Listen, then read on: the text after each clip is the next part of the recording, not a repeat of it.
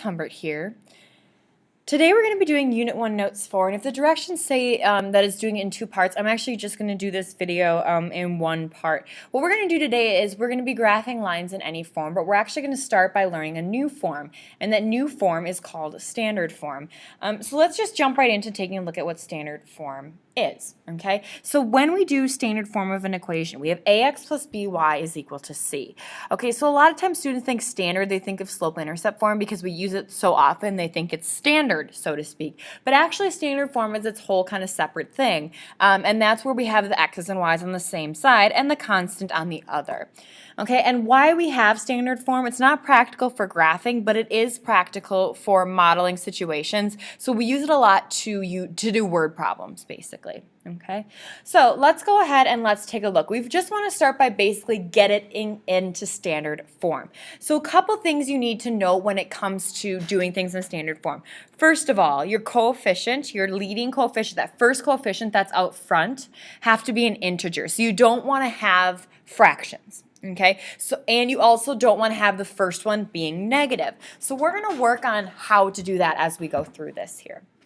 Okay, so let's just start by getting our x's and our y's on the same side. So we can actually add them over to the same side at the same time. So I'm going to go ahead and add 5x and subtract 2y from both sides so I can get them on the same side here.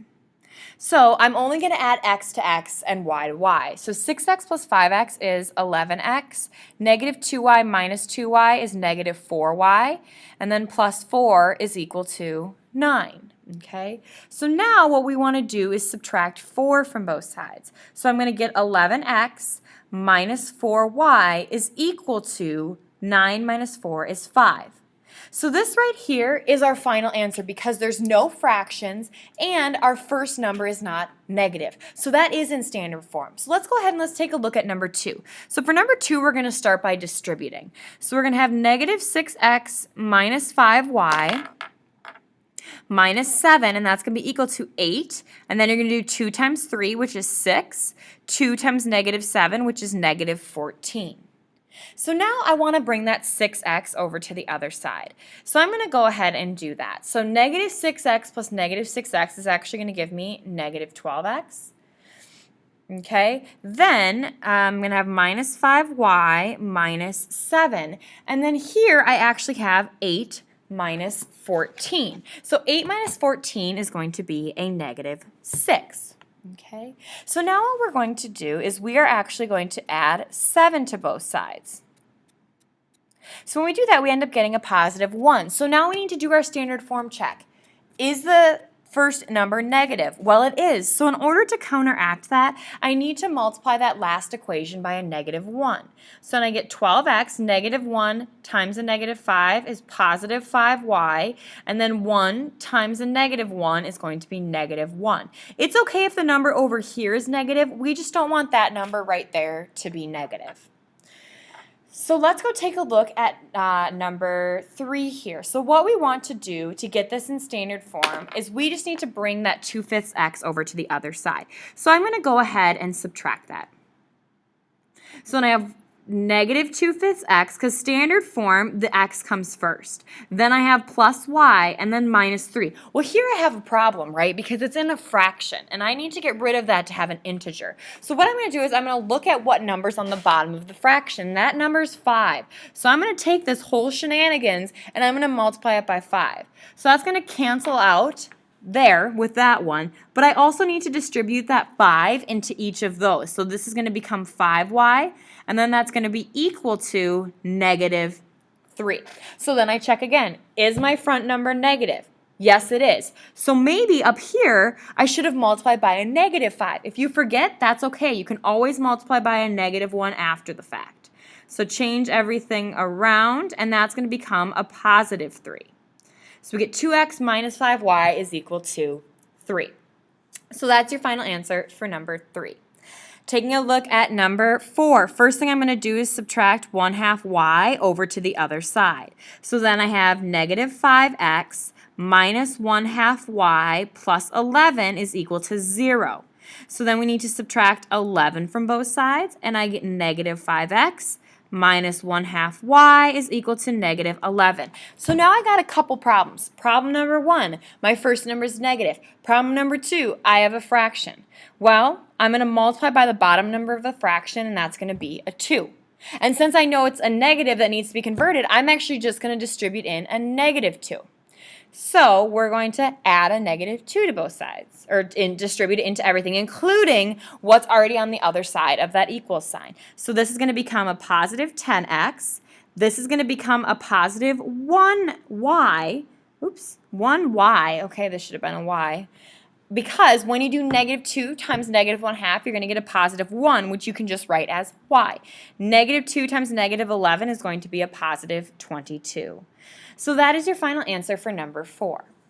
So let's go ahead and let's take a look at number 5. So we want to put something in standard form that contains this point and that slope. Well, in my head I'm thinking, okay, I have a point and a slope. Well, what form should I use? I should use point-slope form. So I'm going to do my puzzle like so. So I'm going to put my slope in here, then I'm going to put opposite of my x-coordinate in here, and opposite of my y-coordinate in there. So now, in order for me to get this in standard form, I need to start distributing. So I'm going to distribute. So I'm going to get y minus 1 is equal to 3/4 x. Now 8 is divisible by 4, and 8 divided by 4 is actually 2, right? So this, when we multiply it, we're going to have 2 left over that needs to be multiplied by the 3 on top. So this is going to be ending up 2 times 3, which is 6. Okay? So now I'm just going to bring this 1 over, and then I'm going to get y is equal to 3/4 x plus 7. So now I need to bring that 3/4 x over to the other side. So then I get negative 3/4 x plus y is equal to that 7. Okay, so now I have a fraction. So I need to multiply by a 4 to get rid of that fraction. Since my first number is negative, I also need to multiply it by a negative 4. So when I distribute that in, this is going to become a negative 3x. Negative 4 times y is a negative 4y. Negative 4 times 7 is a negative 28. Oops. That should become positive, Miss Humbert. Come on now. So that's your final answer right here. So let's go ahead and let's take a look at number 6. So for number 6, it's going to be another point slope form. So we're going to go ahead and set up that puzzle. So it contains the point 5. Opposite of my x-coordinate, positive 3 is going to be a negative 3. Opposite of a negative 2 is going to be a positive 2. Remember, super important that you're putting that plus 2 in. So I'm going to start by distributing the 5. So I have y plus 2 is equal to 5 times x, which is 5x. 5 times negative 3, which is 15. So I can start and I can subtract that 2 over to the other side. Well, hello, next page. Nice to see you there. So then what we're going to do next is we are going to subtract that 2 over to the other side. That's what I meant to do. So then I get y is equal to 5x. 15 minus 2 is going to be 13. Subtract the 5x over to the other side. And then I get negative 5x plus y is equal to 13.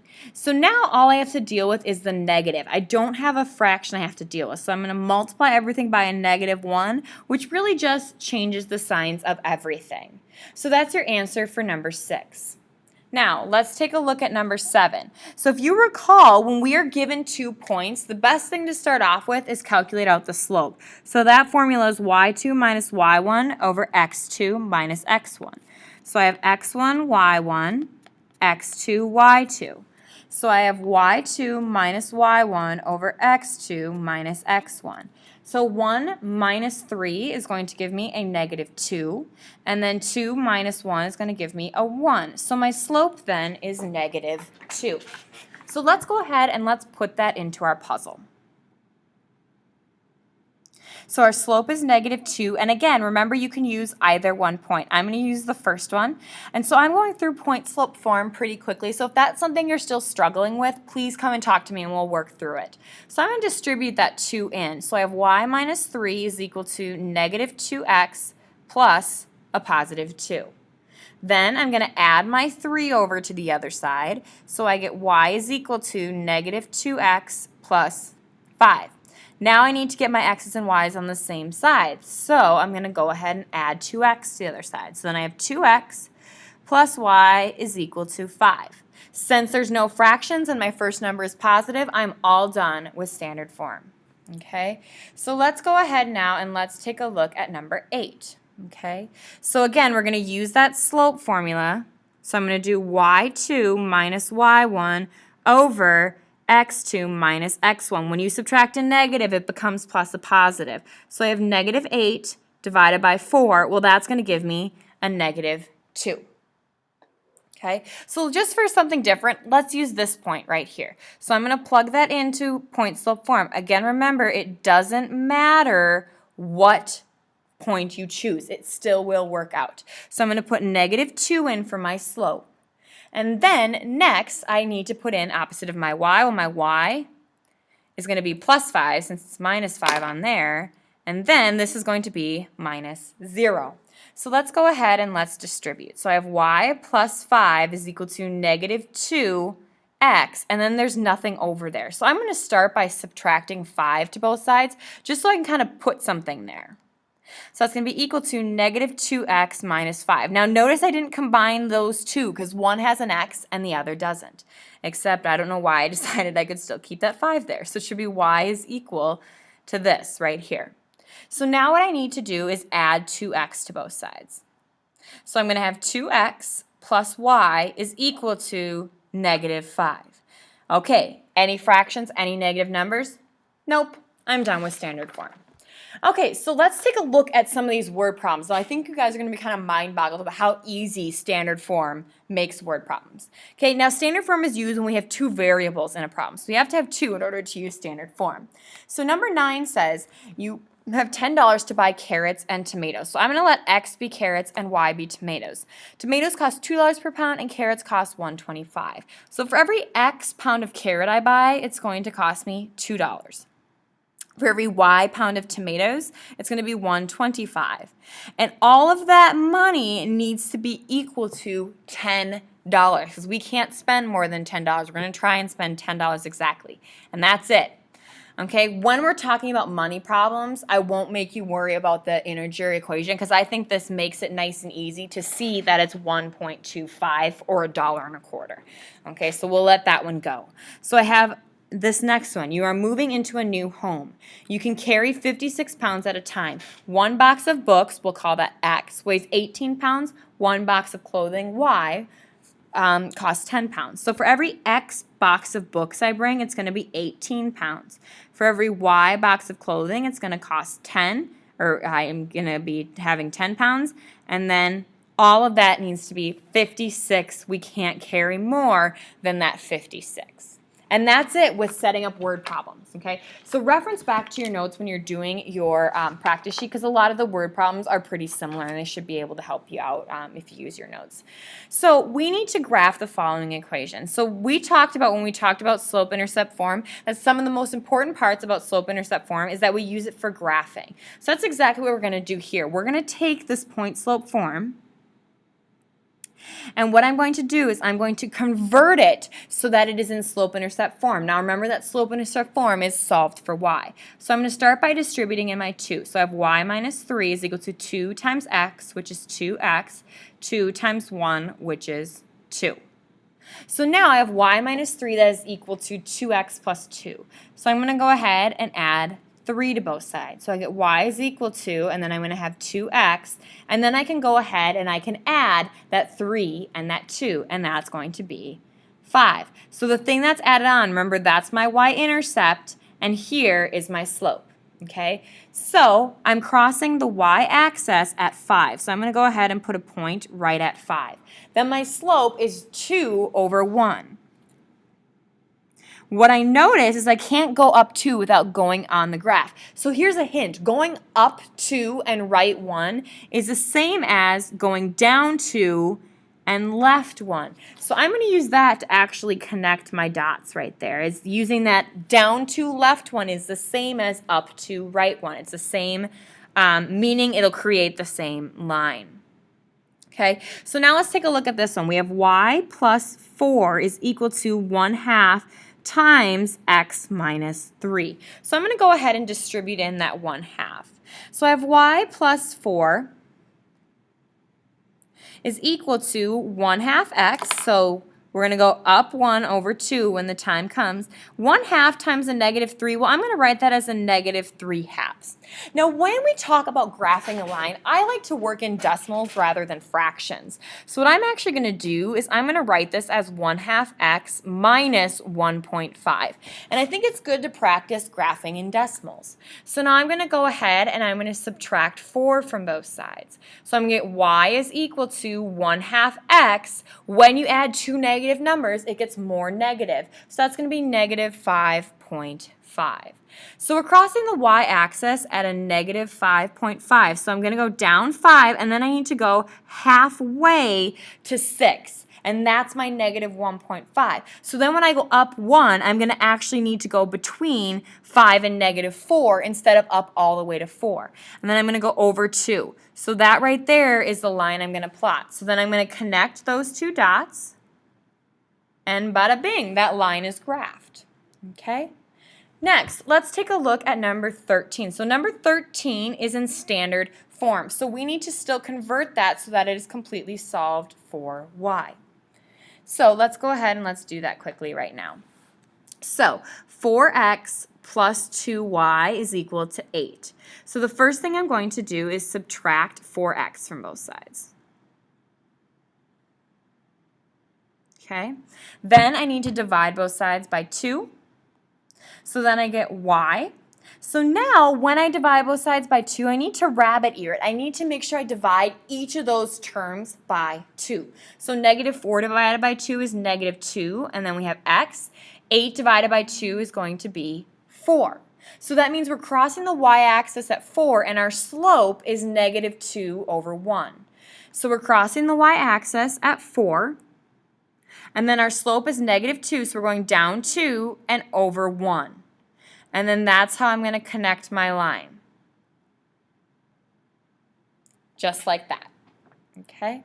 Now, let's take a look at number 14. It's going to be the same thing. I need to solve for y. So we have negative 3x minus 6y is equal to a negative 12. So the first thing I'm going to do is get that x over to the other side so that we can start solving for y. So then I get negative 6y is equal to 3x minus 12. Notice I don't add those two terms because one has an x and the other doesn't. So now I can go ahead and divide both sides by a negative 6. Again, rabbit earing it. Well, 3 doesn't divide evenly into negative 6, but we can reduce the fraction 3 over 6, right? They're both divisible by 3, so that's going to end up being a negative 1/2, or is the 3 negative as well?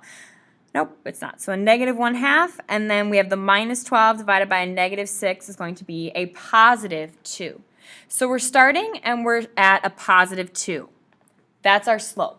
And then we're doing a negative 1/2, so we're going down 1 and then right 2. And then we can go ahead and connect those two dots, and there is our line. So that concludes your note video for today. Please let me know if you have any questions or how I can help. Thanks for listening.